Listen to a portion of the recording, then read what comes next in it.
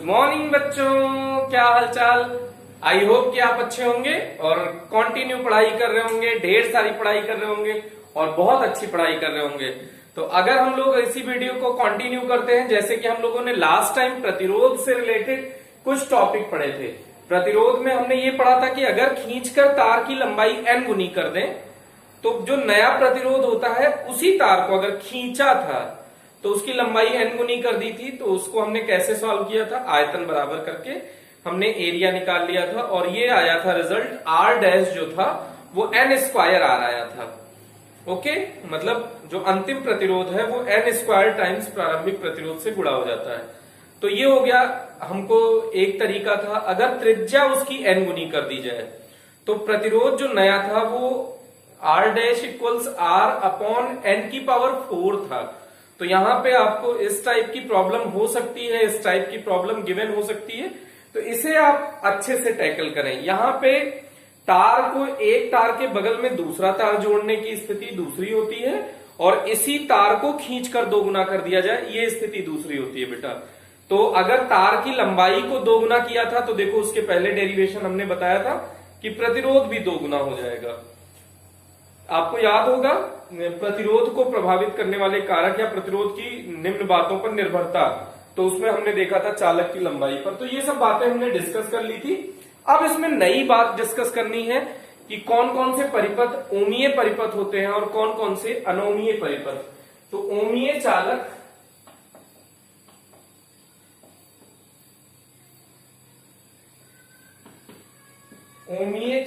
व अनोमीय चालक युक्तियां। ओमीय चालक व अनोमीय चालक युक्तियां मतलब कौन सी ओमीय चालक युक्तियां होती हैं, कौन सी अनोमीय चालक युक्तियां होती हैं। तो बड़ी सिंपल सी कहानी है। वे युक्तियां ओमीय चालक के बारे में क्या कहेंगे,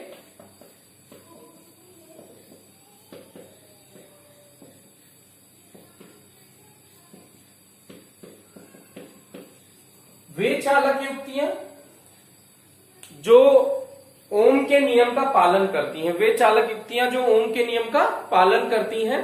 तो ओम के नियम का पालन करने का मतलब है कि अगर V और I के मध्य ग्राफ खींचा जाए तो सरल रेखा प्राप्त होगी। इसमें V व I के मध्य ग्राफ खींचने पर कैसा स्थिति आएगा बेटा, सरल रेखा की स्थिति उत्पन्न होगी। आपको याद होगा ये ग्राफ हमने ड्रॉ करवाया था, ये हमने थीटा सपोज किया था। तो यहाँ पे इस टाइप की बहुत सारी डिस्कशन हो चुके थे। तो ओमीय चालक युक्तियां कौन सी होती हैं, वे चालक युक्तियां जो ओम के नियम का पालन करती हैं तथा जिनमें V और I के मध्य ग्राफ खींचने पर सरल रेखा प्राप्त होती है। अब इसी में बेटा हम लिखा नहीं रहे, इसको आप लिख लीजिएगा। जो हम बोल रहे हैं यही इसकी भाषा है, तो इसमें कोई खास कॉम्प्लिकेशन नहीं है, तो इसको सीधे सीधे लिख लीजिएगा। अनोमीय चालक युक्तियां वे चालक युक्तियां जो ओम के नियम का पालन नहीं करती। वे चालक युक्तियां जो ओम के नियम का पालन नहीं करती तथा V और I के मध्य ग्राफ खींचने पर सरल रेखा प्राप्त नहीं होती। V और I के मध्य ग्राफ खींचने पर कैसी स्थिति नहीं प्राप्त होती बेटा, ये सरल रेखा प्राप्त नहीं होती है। ऐसा कुछ हो जाए या ऐसा कुछ हो जाए, या फिर इसी में आप ऐसे बना सकते हैं कि ऐसा कुछ हो जाए। तो ये सब विभिन्न स्थितियां हैं। ये देखिए अनोमीय युक्तियां हैं। तो ऐसे ये भी पूछ सकता है कि ओम के नियम की क्या क्या सीमाएं हैं, लिमिटेशंस क्या क्या हैं। तो ओम का नियम कब लागू होता है बेटा, जब V और I के मध्य ग्राफ खींचने पर सरल रेखा प्राप्त होती है। ओम का नियम उन चालकों के लिए लागू होता है। ओम का नियम मिश्र धातुओं या कुचालकों के लिए लागू नहीं होता। तो ये इसकी सीमाएं हैं, इसका एक लिमिटेशन है कि यहीं तक ओम का नियम लागू होगा। तो ओम का नियम उन सभी के लिए लागू नहीं होता जिसमें V और I के मध्य ग्राफ खींचने पर सरल रेखा प्राप्त नहीं होती। अगर सरल रेखा प्राप्त नहीं हुई है तो ओम का नियम लागू नहीं होगा। ओम का नियम किन स्थितियों में लागू होता है, सिर्फ उसी स्थिति में जब V और I के मध्य ग्राफ खींचने पर सरल रेखा प्राप्त होती है। और ये डायोड की स्थिति में भी लागू नहीं होता है। जैसे PN डायोड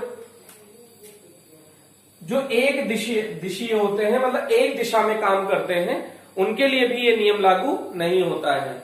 एक दिशीय मतलब धारा प्रवाह करोगे तो एक दिशा में तो धारा प्रवाहित होगी, लेकिन दिशा बदल देंगे तो धारा प्रवाहित नहीं होगी। मतलब जैसे पीएन डायोड है, तो अभी आगे आप 16th चैप्टर में पढ़ेंगे कि जब अग्र अभिनति में होगी तो धारा बहेगी, उत्क्रम अभिनति में धारा नहीं प्रवाहित होती है या बहुत अल्प माइक्रो एम्पियर के कोटि की प्रवाहित होती है।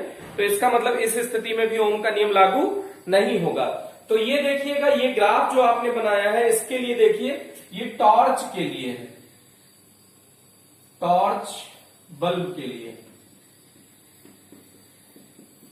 ये ग्राफ किसके लिए है बेटा? टॉर्च बल्ब के लिए है। जैसे इसमें आप ग्राफ बनाएंगे तो ये कुछ ऐसा जाएगा बेटा, ठीक है। ये ग्राफ डायोड के लिए है और ये ग्राफ विद्युत अपघटनी द्रव के लिए। ये किसके लिए बेटा? विद्युत अपघटनी द्रव। इसमें बहुत डिटेल में आपके सिलेबस में नहीं है। आई और वी के मध्य अगर ग्राफ खींचे, ये मिली एम्पियर की कोटि का है और ये माइक्रो एम्पियर की कोटि का है। नीचे धारा माइक्रो एम्पियर की कोटि की धारा है, ये भी वोल्टता है। तो अग्र अभिनति में ग्राफ कुछ ऐसा आएगा। ये 16वें चैप्टर में पढ़ेंगे बेटा। अगर आप एनसीईआरटी पढ़ रहे हैं तो 14th चैप्टर में, और अगर आप आरबीएससी की बुक पढ़ रहे हैं तो उसमें 16वें चैप्टर में। और उत्क्रम अभिनति में पहले धारा बढ़ती है, फिर नियत हो जाती है, फिर अचानक अनंत हो जाती है।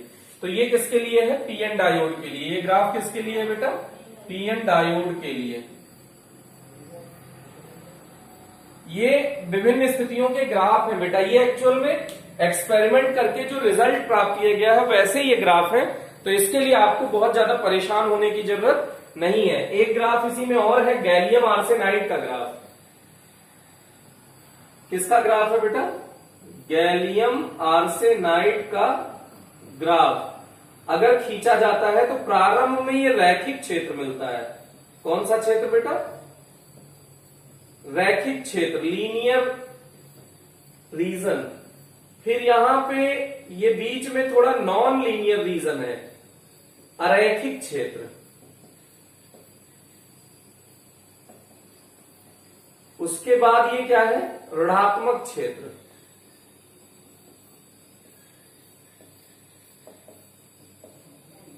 ये V और I के मध्य, I और V है, सॉरी, इसमें ये ध्यान दीजिएगा, ये उल्टा है। I V के मध्य अगर ग्राफ खींचेंगे तो ये ऐसी स्थिति होती है। तो ये ग्राफ आप एक बार वीडियो पॉज करके नोट कर लीजिए, बहुत इंपॉर्टेंट ग्राफ है। और ऐसा नहीं है कि ये एग्जाम में बहुत ज्यादा पूछा जाता है, ये आपको सिर्फ इंफॉर्मेशन के फॉर्म में दे दिया है। इसके बाद आपको थोड़ा बहुत और बहुत बढ़िया डिटेल डिस्कशन करने जा रहे हैं। ये बुक में ग्राफ दिया हुआ है, इससे रिलेटेड एक्सपेरिमेंट नहीं दिए हुए हैं, तो आप इसको लेके बिल्कुल स्ट्रेस न लीजिएगा कि ये ग्राफ हमको, ग्राफ आप धीरे धीरे धीरे धीरे देखेंगे, आपको याद हो जाएगा। ओके, तो इसके बाद हम लोग आगे डिस्कशन करने जा रहे हैं।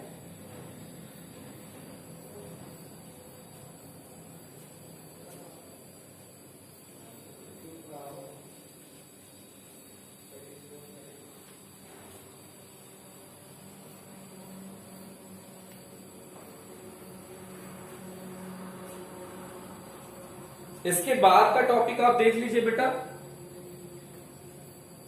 कि चालक, कुचालक, अर्धचालक और मिश्र धातुओं की ताप पर निर्भरता क्या है।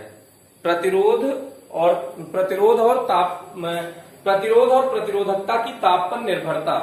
प्रतिरोध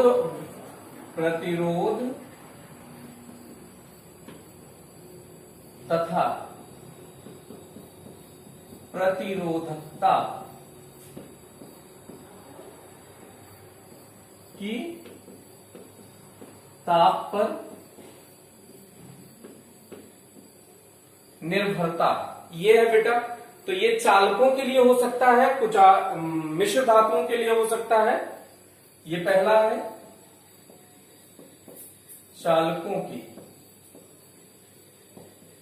चालकों का प्रतिरोध या प्रतिरोधकता, या की वजह तथा लिख दीजिए कि ताप पर निर्भरता। सबसे पहले हम किसका पढ़ने जा रहे हैं बेटा? चालकों के लिए प्रतिरोध की ताप पर निर्भरता। तो इसमें सबसे पहले अगर ग्राफ बनाए तांबे के लिए, तांबा चालक है, तो अगर ग्राफ बनाए तो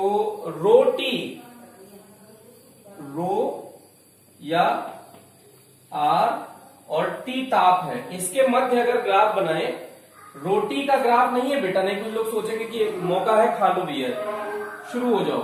तो रोटी का ग्राफ ही किसके लिए है? तांबे के लिए। तांबे के लिए ग्राफ आप देख रहे हैं, इसमें प्रतिरोध की ताप पर निर्भरता आपको बतानी है। तो प्रतिरोध का जो फॉर्मूला है वो क्या है बेटा, ये ध्यान दीजिएगा। तो बेटा चालकों का प्रतिरोध या प्रतिरोधकता की ताप पर निर्भरता, पहले डिस्कशन क्या कर रहे हैं? चालकों का प्रतिरोध या प्रतिरोधकता की ताप पर निर्भरता, मतलब रो कैसे ताप पर डिपेंड करेगा या आर कैसे ताप पर डिपेंड करेगा। और ये जो आपके सामने बोर्ड पर लिखा हुआ है बेटा, ये बोर्ड के पर्पज से बहुत बहुत बहुत इंपॉर्टेंट है। ये 2 नंबर में कई बार पूछा जा चुका है, टेस्ट में तो अक्सर ये पूछा जाएगा और बोर्ड में तो ये कई बार पूछा जा चुका है। तो इसको जरा अच्छे से ध्यान दीजिएगा। तो जैसे हमने प्रतिरोध का फॉर्मूला कैलकुलेट किया था, Lm अपॉन Ne स्क्वायर ए टॉ, ये प्रतिरोध का फॉर्मूला हमने कैलकुलेट किया था। तो इसी बेसिस पे हम पूरा चालक के लिए बता देंगे प्रतिरोध या प्रतिरोधकता। अगर प्रतिरोध की बात करो तो ये फॉर्मूला आया, प्रतिरोधकता का कैसे ध्यान देंगे? रो एल बाई ए होता है, आर बराबर rho L upon A, rho L upon A. तो रो बराबर क्या हो जाएगा बेटा? R A upon L. तो आर है, इसके साथ में ये गुणा में ए ले आओ तो आर ए, और बटे में एल ले आओ तो आर ए अपॉन एल की जगह रो लिख सकते हो। तो रो बराबर m upon n e square tau, ये फॉर्मूला बचेगा। दोनों में एल और ए की कोई खास निर्भरता है नहीं, तो दोनों सेम जैसा है बेटा। अब एक मिनट देखने की कोशिश करिएगा। जैसे ही आप ताप बढ़ाते हैं, ताप बढ़ाया, जैसे ही आप ताप बढ़ाए तो ठक ठक ठक ठक ठक ठक टक्कर बढ़ी ना बेटा। तो टक्कर बढ़ी तो विश्रांति काल, विश्रांति काल वो समय होता है जो 2 कण मतलब एक कण जब टकराता है ना, तो उसके बीच में जो खाली समय होता है, मतलब 2 क्रमागत टक्करों के मध्य जो समय अंतराल होता है, उसी को विश्रांति काल कहते हैं। तो अब देखो, पहले जब ऊर्जा कम थी, ताप कम था, तो ऊर्जा कम नहीं होगी, तो ठक ठक ठक, तो ये समय ज्यादा था। अब क्या हुई, ऊर्जा मिली, ठक ठक ठक ठक ठक ठक ठक, तो जल्दी जल्दी टकराने लग गए बेटा। तो समय विश्रांति काल घट गया ना, वो समय घट गया, टकराने का समय घट गया, इसका मतलब विश्रांति काल घट गया। यहां विश्रांति काल टॉ है, तो टॉ क्या होगा, घट जाएगा। जैसे ही ताप आप बढ़ाते हैं, प्रतिरोध, वो ताप बढ़ाने से जो विश्रांति काल है वो घटेगा। और विश्रांति काल और प्रतिरोध का इनवर्स रिलेशन है, उल्टे का रिलेशन है। तो जो प्रतिरोध है वो बढ़ जाएगा। सेम हियर ऑल्सो, जैसे ही आप ताप बढ़ाते हो तो घटेगा तो रो बढ़ेगा। तो चालकों के लिए सुनिएगा ध्यान से, चालकों के लिए जब ताप में वृद्धि की जाती है तो विश्रांति काल के मान में कमी आ जाती है, जिसके कारण चालक पदार्थों के प्रतिरोध में वृद्धि हो जाती है।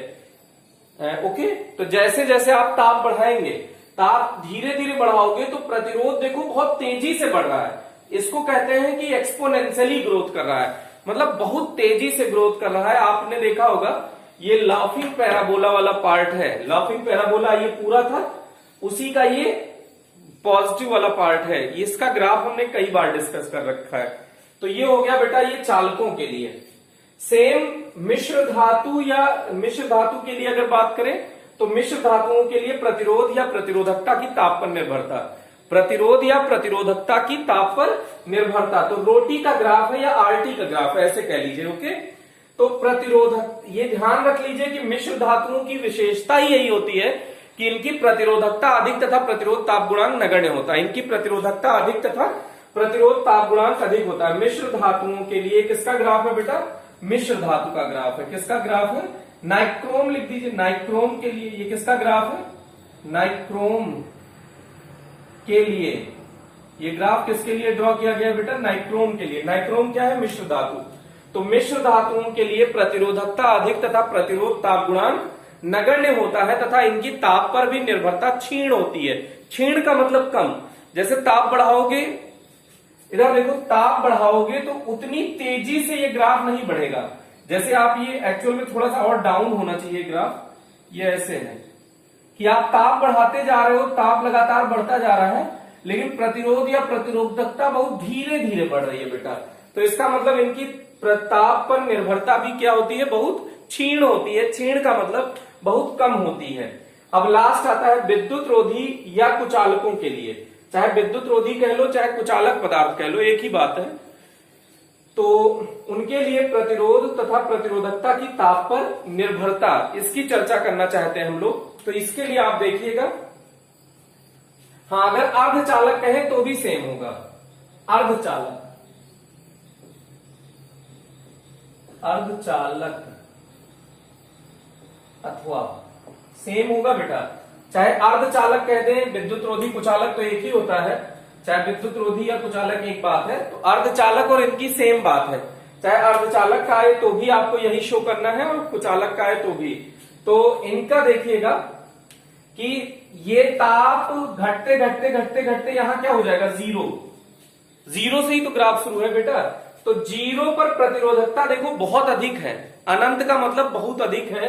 तो प्रतिरोधकता बहुत अधिक, तो चालकता बहुत कम नहीं होगी। प्रतिरोधकता का व्युत्क्रम है चालकता बेटा। तो अगर प्रतिरोधकता अधिक है तो परम शून्य ताप पर प्रतिरोधकता अधिक और चालकता लगभग शून्य होगी। परम शून्य ताप पर, परम शून्य ताप का मतलब ये ताप अगर जीरो की ओर ले आओ तो परम शून्य ताप पर प्रतिरोधकता बहुत अधिक तथा चालकता बहुत कम होगी। और जैसे जैसे ताप बढ़ाते जाओगे प्रतिरोधकता या प्रतिरोध ताप के साथ कैसे घटेगा? चरघातांकी रूप से घटेगा, मतलब बहुत तेजी से घटेगा। ताप थोड़ा सा बढ़ाओगे प्रतिरोध बहुत तेजी से घटेगा, ताप और थोड़ा सा बढ़ाए प्रतिरोध और तेजी से घटा। तो ये चरघातांकी रूप से परिवर्तित होता है। तो ये फॉर्मूला ध्यान रख लीजिएगा, रो बराबर रो नॉट ई की पावर Eg अपॉन 2 kBT। रो बराबर रो नॉट ई की पावर, फिर से देख लीजिएगा बेटा, यही सेम फॉर्मूला है। फिर से रो बराबर रो नॉट, रो क्या है? अंतिम प्रतिरोधकता, रो नॉट क्या है? प्रारंभिक प्रतिरोधकता। ई चरघातांकी है, एक्सपोनेंशियल। Eg आगे ये थोड़ा सा आपको डिटेल नॉलेज के लिए 16th चैप्टर में जाना पड़ेगा, क्योंकि वर्जित ऊर्जा अंतराल है Eg बेटा, और वो वहीं बता पाएंगे। अभी के लिए वर्जित ऊर्जा अंतराल अगर हम समझाने लग जाएंगे तो पूरा टाइम इसी में वेस्ट हो जाएगा। तो ये Eg क्या है बेटा? वर्जित ऊर्जा अंतराल अपॉन 2 kB। kB क्या है? बोल्ट्जमैन नियतांक। kB क्या है बेटा? बोल्ट्जमैन नियतांक। और T क्या है? ताप। T क्या है? ताप। तो ये हो गया इसका। तो परम शून्य ताप पर प्रतिरोधकता क्या होगी बेटा? बहुत अधिक होगी और चालकता बहुत कम होगी। तो जैसे जैसे ताप बढ़ाते हैं प्रतिरोधकता या चालकता ताप के साथ चरघातांकी रूप से घटती है। तो ये तीनों आपको एक साथ नोट्स में शायद नहीं मिलेगा, नोट्स में थोड़ा इधर उधर है, तो उसको आप मैनेज कर लीजिएगा बेटा। लेकिन ये बहुत इंपॉर्टेंट है, इसको आप ध्यान से देखिएगा, ये बोर्ड में बार बार पूछा जाता है। तो ये एक साथ आप कलेक्टिवली लिख लीजिएगा। आप चाहें तो एक साथ लिख के पेज भी लगा सकते हैं। एक साथ कंपेयर करके जब आप याद करेंगे तो आपको बहुत बेहतर याद होगा। तो ये वाला आप पॉइंट नोट कर लीजिए, ये इंपॉर्टेंट है बेटा। तो इसके बाद का डिस्कशन इसको इरेज करते हैं, फिर किया जा रहा है।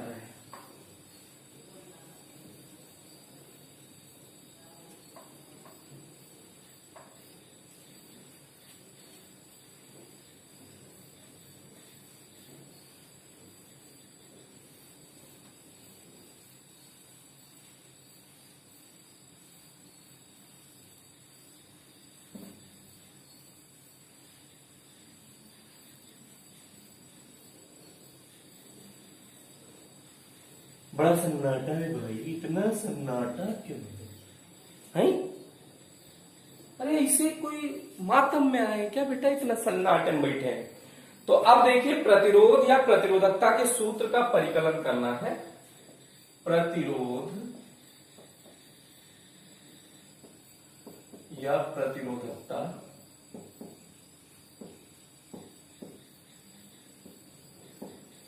के सूत्र का परिकलन प्रतिरोध ताप गुणांक के रूप में।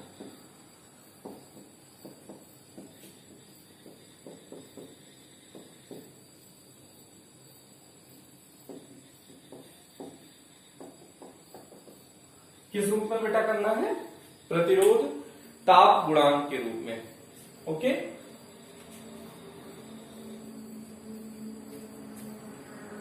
अब ऐसे इसके लिए भाषा लिखिए कि माना कोई पदार्थ जिसका ताप 0 डिग्री सेल्सियस है, माना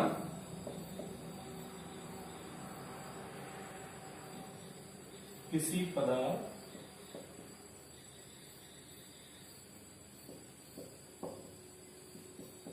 का प्रतिरोध 0 डिग्री सेल्सियस पर R0 तथा T डिग्री सेल्सियस, कुछ हमने उसका ताप बढ़ाकर कितना कर दिया, T डिग्री सेल्सियस पर प्रतिरोध RT है, तो प्रतिरोध में परिवर्तन, तो प्रतिरोध में परिवर्तन RT माइनस R0 होगा। अब ये परिवर्तन जो है निम्न बातों पर निर्भर करता है। यह परिवर्तन निम्न बातों पर निर्भर करता है।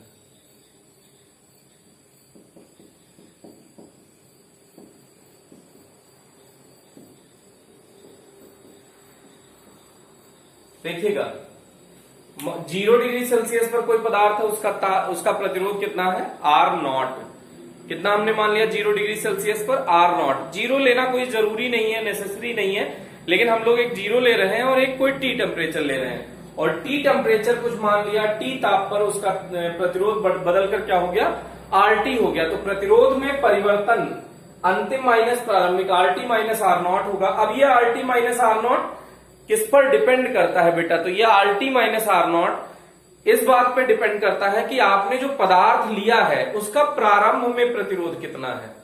प्रारंभ में अगर प्रतिरोध ज्यादा है तो जब ये ताप बदलोगे तो प्रतिरोध उसी रेशियो में तो बढ़ेगा, उसी के अनुसार बढ़ेगा। मान लो कोई ऐसा पदार्थ ले लीजिए जिसका प्रतिरोध बहुत अल्प है और आप ताप बढ़ाने लगे तो उसका प्रतिरोध धीरे धीरे तो बढ़ेगा। और अगर कोई पदार्थ है जिसका प्रतिरोध ऑलरेडी बहुत ज्यादा है तो ताप बढ़ाओगे तो उसके हिसाब से बढ़ेगा। तो प्रतिरोध में परिवर्तन किस पर निर्भर करता है बेटा, प्रारंभिक प्रतिरोध पर।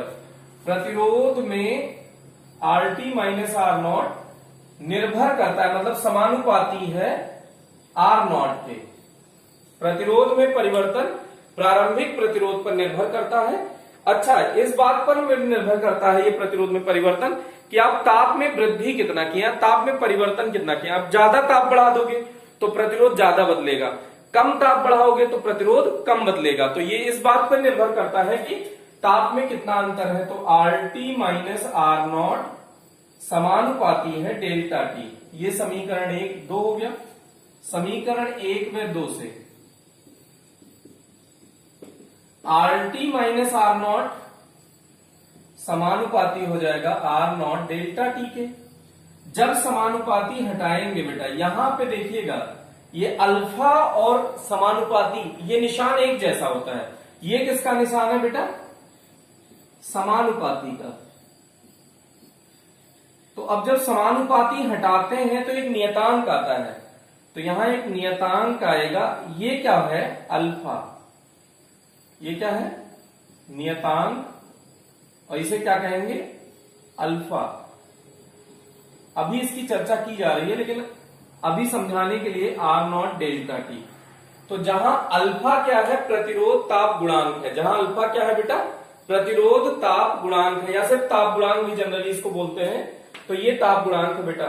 अब इस समीकरण को दो स्थितियों में ये फॉर्मूला इसके बाद देखिएगा, तो आर टी बराबर आर नॉट उधर लेके चले जाओ, तो आर नॉट उधर जाएगा तो पॉजिटिव हो जाएगा, plus alpha R naught delta T.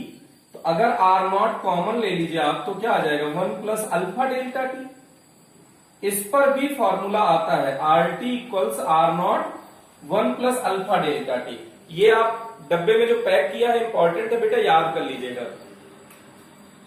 फिर देखिएगा इसको, अब इसी समीकरण को, इसको समीकरण नंबर 3 मान लीजिए, ये 4 मान लीजिए, तो समीकरण 3 का फिर से यूज करिए। समीकरण 3 से इसको देखिएगा, अल्फा का मान निकालना चाहते हैं तो अल्फा इक्वल्स क्या हो जाएगा बेटा, R T minus R naught upon, देखो अल्फा के गुणा में ये दोनों, तो बराबर के इधर जाएगा तो भाग में हो जाएगा R naught into delta T. ये हो गया प्रतिरोध ताप गुणांक अल्फा इक्वल्स प्रतिरोध में परिवर्तन। तो इसको ऐसे भाषा में भी लिख सकते हैं कि प्रतिरोध में परिवर्तन बटे प्रारंभिक प्रतिरोध इंटू तापांतर या ताप वृद्धि, कुछ भी, कई जगह पे आपको तापांतर लिखा मिलेगा, कई जगह पे ताप वृद्धि लिखा मिलेगा। तो ये अल्फा का एक फॉर्मूला आपको ये भी मिल गया बेटा। अब इसके बाद देखिएगा, इसी को हम प्रतिरोधकता के रूप में लिखना चाहते हैं। जो प्राप्त सूत्र है समीकरण 4 और 5, ये यहां तक हो गया बेटा। अब समीकरण 4 व 5 को प्रतिरोधकता के रूप में लिखने हेतु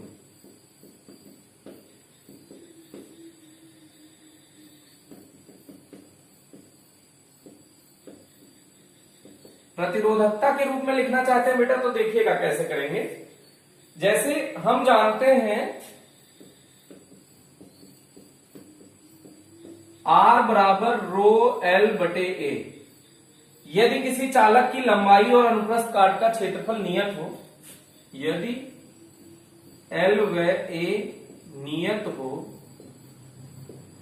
तो R समानुपाती रो हो जाएगा बेटा। तो R समानुपाती रो है, तो जहां जहां R लिखा है वहां वहां रो लिख सकते हो कि नहीं लिख सकते हो? आप सोचो, अगर R समानुपाती रो है तो समीकरण 4 को कैसे लिख सकते हो? जैसे R जिस अनुपात में बदलेगा वैसे रो भी बदलेगा बेटा। तो समीकरण 4 को लिखना है, 4 से समीकरण 4 को कैसे लिख सकते हो? रोटी इक्वल्स, कुछ लोगों को तो भूख लग गई, सर अरे सर सुबह से कुछ नहीं खाया सर, एकदम वीडियो पॉज करके खाने जा रहे हैं सर। अरे नहीं बेटा, अभी कंट्रोल करो। Rho t equals rho naught 1 plus alpha delta T. एक फॉर्मूला आपको रो के फॉर्म में ये मिल गया बेटा। इस पे बेस्ड आपके बुक में न्यूमेरिकल है कई, तो ये तुरंत का तुरंत, तत्काल का तत्काल, कोई उधारी का काम नहीं। कल इसको आप करके रखिएगा, कल इसका डिस्कशन करेंगे और 2-4 न्यूमेरिकल आपको उस टाइप के प्रतिरोध के कुछ शानदार शानदार से न्यूमेरिकल करा देंगे, मजा आ जाएगा आपको। मतलब तो ये rho t equals rho naught 1 plus alpha delta t. बेटा ये कर्व जरूर लेना, एग्जाम्पल है 3-4 एग्जाम्पल इस पे बेस्ड, इन दोनों फॉर्मूले पे। और समीकरण 5 को अगर लिखना है तो कैसे लिखोगे? समीकरण 5 से अल्फा इक्वल्स रोटी माइनस रो नॉट अपॉन रो नॉट इंटू डेल्टा टी। ये भी एक फॉर्मूला आ गया बेटा रो के, अल्फा का फॉर्मूला रो के रूप में। अब अगर हम इसको इस फॉर्म में भी लिखना चाहें कि अंतिम ताप ज्ञात करना हो, कई बार आपसे डायरेक्ट पूछा जाता है अंतिम ताप ज्ञात कीजिए, तो अंतिम ताप ज्ञात करने के लिए फिर से समीकरण, इसका जगह की कमी है, इसको एक बार बेटा जल्दी से आप इसको डिराइव कर लो, फिर उसके बाद हम लोग आगे डिस्कशन कर रहे हैं। जल्दी से ट्राई करो बेटा, कुछ नहीं है इसमें। कैसे कहोगे? प्रतिरोध में परिवर्तन निम्न बातों पर निर्भर करता है। प्रतिरोध में परिवर्तन प्रारंभिक प्रतिरोध पर निर्भर करता है, प्रतिरोध में परिवर्तन ताप वृद्धि पर निर्भर करता है। तो अगर दोनों समीकरण को एक साथ ले लोगे तो प्रतिरोध में परिवर्तन प्रारंभिक प्रतिरोध इंटू ताप वृद्धि पर निर्भर करेगा। समानुपाती हटाओगे, एक नियतांक आ जाएगा जिसे अल्फा कहोगे। तो अल्फा इक्वल्स क्या हो जाएगा? प्रतिरोध में, एक बार इसको इस तरह से पक्षांतर कर दो, तो R टी बराबर R naught 1 plus alpha delta T, एक फॉर्मूला आ जाएगा। और इसी को और थोड़ा सा सॉल्व कर दोगे तो क्या आ जाएगा, alpha equals R T minus R naught upon 1 plus alpha R naught into delta T. फिर से alpha equals R T minus R naught upon R naught into delta T. इसको हिंदी में कैसे लिखोगे, भाषा में कैसे लिखोगे, प्रतिरोध में परिवर्तन बटे प्रारंभिक प्रतिरोध इंटू ताप वृद्धि। तो ये हो गया बेटा। इसके बाद इसी को हम प्रतिरोधकता के रूप में लिखना चाहते हैं तो आर समानुपाती रो होता है, तो rho t equals rho naught 1 plus alpha delta t और alpha equals rho t minus rho naught upon rho t into वो rho naught into delta T. ये हो गया फॉर्मूला बेटा। तो इस तरह से ये फॉर्मूला कोई खास नहीं है, आप एक बार दो बार जैसे बोलेंगे तुरंत आपके दिमाग में सेट हो जाएगा। तो इसके बाद जल्दी से आप उसका अंतिम ताप ज्ञात करने हेतु, ये डेल्टा टी समय अंतराल नहीं है बेटा, नहीं कुछ दिन बाद 2-4 महीने बाद कहेंगे अच्छा समय अंतराल तो दिया ही नहीं है तो हम इसको तो सॉल्व भी नहीं कर सकते सर, तो आउट ऑफ सिलेबस। तो बेटा इससे टेंशन ना लीजिएगा, समीकरण पास है, अंतिम ताप ज्ञात करने हेतु ये हेडिंग है। इसका क्या जीवन में यूज है जो आप अंतिम ताप ज्ञात करने जा रहे हो, सीधी सी बात है, इस टाइप के न्यूमेरिकल है तो हम डायरेक्ट तुम्हें एकदम लॉलीपॉप बना के दे रहे हैं या गरम गरम हलवा दे रहे हैं, गटर गटर कट कट काट लो। जैसे अभी तुमको यहाँ पे T2 निकालना पड़ जाएगा, आत्मा रोने लगेगी। तो हमने क्या बना दिया, एकदम गरम गरम हलवा है और आराम से खा लो। लेकिन उसमें ये जल्दबाजी मत करना कि ज्यादा गर्म है फिर ऐसे करो फिर दिक्कत आएगी बेटा। तो थोड़ा संभाल के खाना है, आराम से खाना है, मजा आएगा। लेकिन अगर ज्यादा जल्दबाजी कर दोगे तो मुंह जल भी जाएगा, तो इसलिए थोड़ा सा संभालो। अल्फा इक्वल्स ऐसे लाओ, अल्फा इक्वल्स आर टी, यहां लिख देना शुद्ध हिंदी में समीकरण 5 से। ये सारी नौटंकी कहां से प्राप्त हुई है बेटा, समीकरण 5 से। नॉट डेल्टा टी को इधर बुलाओ, आ जा, तो अल्फा को उधर रिप्लेस करो, तो delta T equals R T minus R naught upon R naught into alpha. यदि माना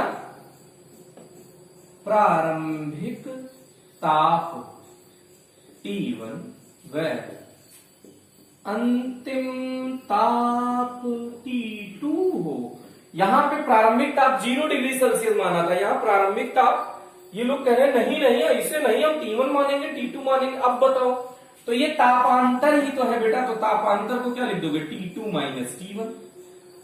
अरे भौंको बेटा, समझ में आया नहीं आया, तो are T2 minus are T1। अरे सर ये कैसे हो गया सर, तो T2 टेम्परेचर पर प्रतिरोध क्या हो जाएगा RT2 और T1 टेम्परेचर पर प्रतिरोध क्या हो जाएगा RT1। इसमें ज्यादा चिल्लाने रोने की कोई जरूरत नहीं है। तो RT1 इंटू अल्फा। अब T1 को पक्षांतर कर दो। सर अगला स्टेप जरूर लेना सर, उसी स्टेप में मत कर देना, नहीं तो हम रोने लग जाएंगे। तो RT2 minus RT1 upon RT1 into alpha plus T1। बोलो सत्यनारायण भगवान की जय। प्रसाद ले लो, निकल लो अपने घरे। 1 मिनट समझने की कोशिश करिएगा, इसमें कोई प्रॉब्लम होनी नहीं चाहिए। अंतिम ताप ज्ञात करना है तो हमने ये ऐसा है कि इसको यहां से भी आपसे पूछा जा सकता था, लेकिन काफी गधे ऐसे हैं जो इंटेलिजेंट हैं, वो कहेंगे सर अंतिम ताप का तो कोई जुगाड़ ही नहीं, यहां तो डेल्टा टी ताप परिवर्तन।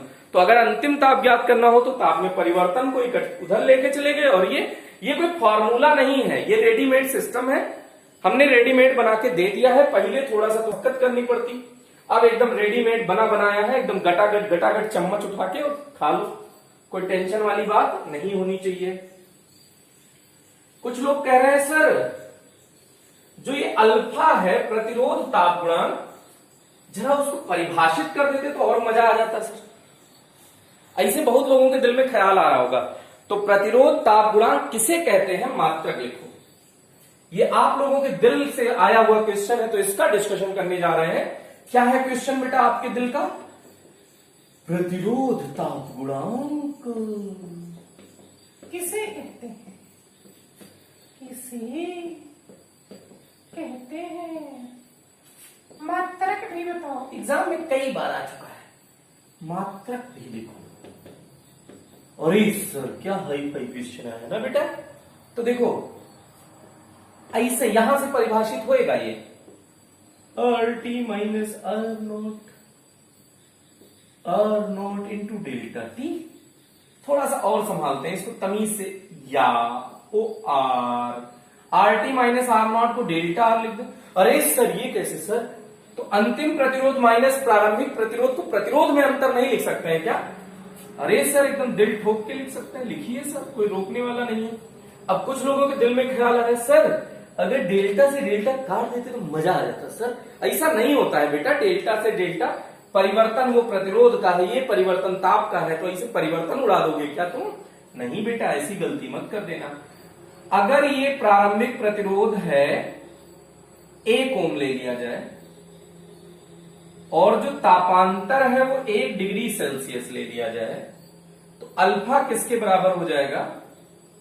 प्रतिरोध में परिवर्तन के बराबर हो जाएगा। तो इसी को परिभाषित करो, यदि किसी पदार्थ का प्रारंभिक प्रतिरोध 1 ओम तथा उसमें होने वाले ताप परिवर्तन या ताप वृद्धि 1 डिग्री सेल्सियस हो, तो प्रतिरोध में परिवर्तन ही प्रतिरोध ताप गुणांक कहलाता है। क्या बोला बेटा? प्रतिरोध में परिवर्तन ही प्रतिरोध ताप गुणांक कहलाता है। फिर से, यदि किसी चालक कार का प्रतिरोध प्रारंभिक प्रतिरोध 1 ओम हो तथा उसके ताप में परिवर्तन 1 डिग्री सेल्सियस का हो, तो जो प्रतिरोध में परिवर्तन है वही प्रतिरोध ताप गुणांक कहलाता है बेटा। अब मात्रक लिखना है, डेल्टा आर का मात्रक जो होगा वही आर नॉट का मात्रक होगा। है ये कैसे? अंतर का भी मात्रक वही होता है, जैसे प्रतिरोध है तो प्रतिरोध में अंतर है, दोनों का मात्रक सेम होगा बेटा। तो प्रतिरोध का मात्रक ओम ओम ओम ओम उड़ गया, तो बचा क्या? ताप अंतर बचा, तो अल्फा का मात्रक बटे 1 बटे ताप, 1 बटे ताप बचा, तो 1 बटे ताप को क्या लिख सकते हो? पर डिग्री सेल्सियस, या पर का मतलब ये पर नहीं है, बटे का निशान केल्विन, ऐसे लिख दो। या फिर कुछ लोगों के दिल में धक्चिक हो रही है तो इसको डिग्री सेल्सियस को ऊपर ले जाके, अरे सर मजा आ गया सर, इससे ऊपर लिखने में आ रहा है मजा आता है सर, तो कैसा भी लिख दो, तो केल्विन ऊपर जा सकता है, तो ऐसा। तो ये इसके मात्रक हो गए बेटा। अब कहेंगे सर ये इतना बड़ा मात्रक तो पहली बार देखा है, ओ आर अथवा लिखा है बेटा, तो चाहे ये मात्रक आप यूज कर लें या ये मात्रक यूज कर लें या ये मात्रक या ये मात्रक, कोई सा भी मात्रक यूज कर सकते हैं। ये बहुत बढ़िया टॉपिक था, बहुत डिटेल टॉपिक हमने डिस्कशन किया है। अब आप लोग इस पे बेस्ड न्यूमेरिकल जरूर डिस्कस कर लीजिएगा, मतलब ट्राई कर लीजिएगा डिस्कशन, तो नेक्स्ट लेक्चर पे। आज के लिए इतना ही, thank you, best of luck, पढ़ते रहिए, मुस्कुराते रहिए और जीवन में आगे बढ़ते रहिए।